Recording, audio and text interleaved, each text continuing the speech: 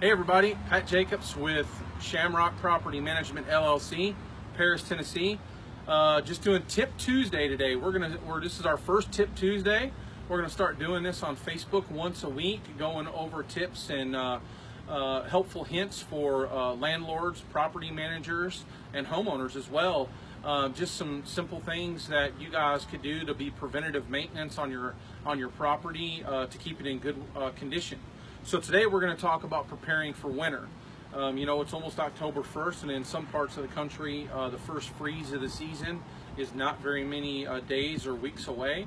So I just wanted to go around this property today and show you all just a few things that could possibly cause some issues if you do get a freeze. Number one is, I wanted to show the gutters on the property. Gutters are one of the most missed items on a rental property or even for a homeowner. You know, out of sight, out of mind. It doesn't really start to click with you until water's coming out of that or the gutters start to tear off the house. So with gutters like these that have organic material growing in them and things like that, the water that backs up in there, first of all, can go over into your fascia board and cause damage to the backside of your roof, or to your soffit area, which is this right here. That area underneath, it can cause damage there. It could cause rot, could cause mold to grow in there as well. But one of the biggest things is preparing for the winter months is that leaves are going to start to fall and gutters are going to become very, very packed. So you want to make sure that you check that, and you check it often, and especially after the leaves have completely fallen, you want to make sure that those are good and clean and free of that debris, because if not, when it does freeze, it becomes even heavier and it really could do some serious damage, and it could fall and hurt someone.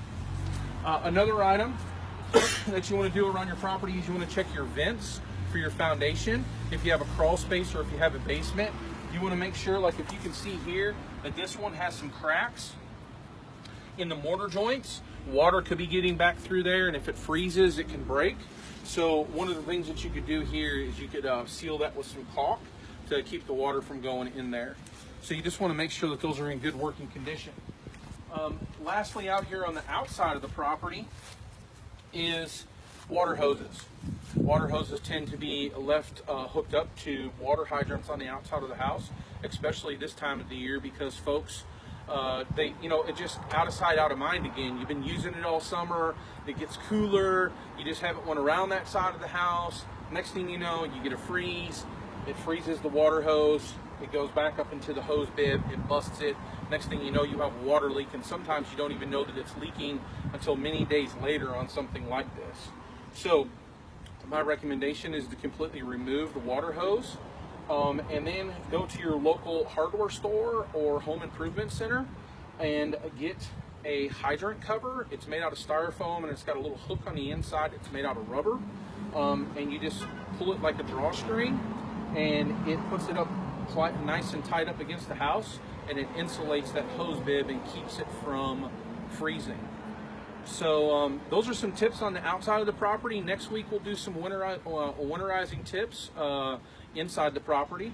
So we appreciate you checking this video out, and let us know if the tips were useful for you and helpful. So thank you very much. God bless y'all, and have a great day.